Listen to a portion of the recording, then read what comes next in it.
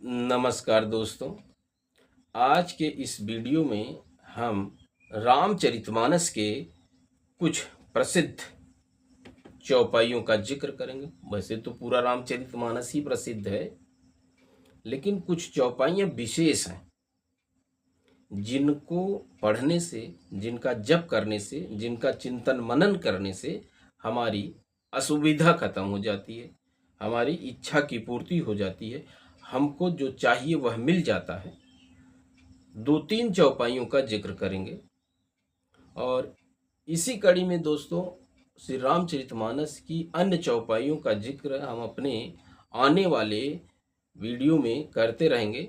दोस्तों, निवेदन है कि वीडियो को अधिक से अधिक लोगों तक शेयर करें और चैनल को जरूर सब्सक्राइब करें। चैनल सब्सक्राइब करने का कोई चार्ज नहीं कटता। दोस्तों, आइए समझते हैं हम रामचरितमानस की उन कुछ चौपाइयों को जिनके माध्यम से हम अपनी मनोकामना, अपनी इच्छा, अपना दुख दर्द खत्म कर सकते हैं। एक चौपाई है, मंगल भवन अमंगल हारी, द्रवहु सो दशरथ अजिर विहारी। दोस्तों, इस चौपाई का जप करने से आपके जीवन में जो उथल पुथल मचा हुआ है, जो दुखों का, जो संकटों का दौर चल रहा है, वह समाप्त हो जाएगा। और चौपाई का जप करना कैसे है, इसका चिंतन मनन किस तरीके से आप करेंगे कि इसका लाभ आपको मिलेगा। दोस्तों, जैसे हमको अगर जौनपुर जाना है और जौनपुर जहाँ मैं हूँ वहाँ से पूर्व दिशा में है और मैं अथक परिश्रम करूँ जौनपुर के लिए, जहाँ मैं बैठा हूँ वहाँ से पश्चिम दिशा में जाके, तो किसी विधि से जौनपुर हम पहुँच नहीं पाएंगे। परिश्रम भी सही दिशा में जब किया जाएगा तभी उसका फल मिलेगा। तो दोस्तों, ये समझाने के लिए हमने उदाहरण दिया है। उसी तरह इन चौपाइयों को जिस विधि विधान से करना है उस विधि विधान से करेंगे तो अवश्य आपके जीवन में चमत्कार होगा। आपने जिस इच्छा से उस चौपाई का जप किया है वो इच्छा पूर्ण हो जाएगी। मंगल भवन अमंगल हारी, द्रवहु सो दशरथ अजिर विहारी। दोस्तों, इस चौपाई को स्नान कर लें आप और एक पवित्र स्थान पर, या देव मंदिर हो, पीपल वृक्ष हो, बरगद का वृक्ष हो, वट वृक्ष हो, या और ऐसे स्थान जो पवित्र हो, वहाँ आप बैठ जाइए। एक पवित्र साफ सुथरा आसन पर बैठिए। आसन अगर ऊन का हो, उलन का आसन हो तो ज़्यादा अच्छा है, अन्यथा कोई भी आसन आप ले सकते हैं। और तिलक, शिखा बंधन, आसन पवित्र करने का जो विधि विधान है, आचमन वगैरह जो नित्य क्रिया है उसको आप कर लीजिए। कोई भी मंत्र जप करने के पूर्व जो क्रियाएं की जाती हैं उसको आप कर लीजिए। उसके बाद तुलसी की माला पर इस चौपाई का आप जप करिए। आपके जीवन के सारे संकट खत्म हो जाएंगे। मंगल भवन अमंगल हारी, इस चौपाई का अगर आप जप करते हैं दोस्तों, चौपाई का जप अगर आप जो जप के पूर्व की प्रक्रिया है उसको नहीं करना चाहते हैं तो भगवान श्री सीताराम जी के दरबार की प्रतिमा का स्मरण करिए और फिर आप चौपाई का जाप करिए। दोस्तों, रामचरितमानस में लिखा कि भाव भाव कुभाव अनख आलसहु, नाम जपत मंगल दिस दसहु। अगर आप करना चाहते हैं तो करिए। अगर आपको ये लगता है कि ये करने से क्या लाभ है, ये तो एक पार्ट है, उस मंत्र से इसका क्या लेना देना है, तो भी ऐसा कोई दिक्कत नहीं है कि आप केवल अगर मंत्र जपेंगे तो इसका फायदा नहीं होगा।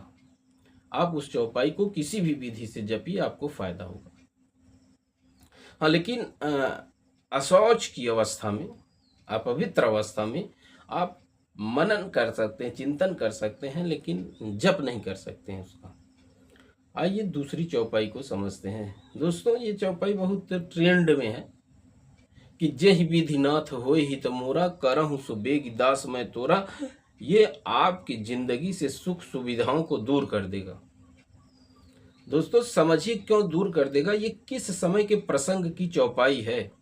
ये नारद के अहंकार को तोड़ने के लिए जब भगवान श्री हरि विष्णु ने माया की नगरी की रचना किया था, उनको अहंकार हो गया था कि वो काम को जीत लिए हैं, भगवान शिव को, भगवान शंकर को काम ने पराजित कर दिया था, तमाम चीज़ों का उन्हें अहंकार हो गया था।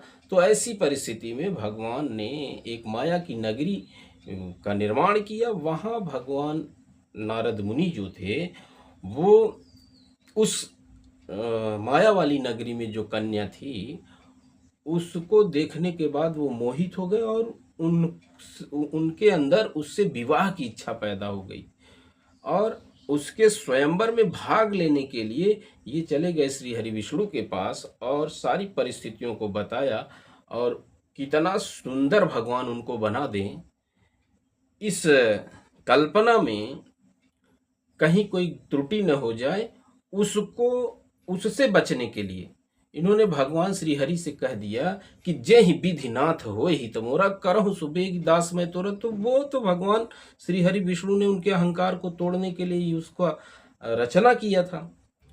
तो इस तरह से दोस्तों जो ये चौपाई है ये आपके हित में क्या है वह कर देगी, लेकिन सांसारिक हितों की पूर्ति नहीं करेगी। ये चौपाई ये आपके आध्यात्मिक हितों की पूर्ति करेगी।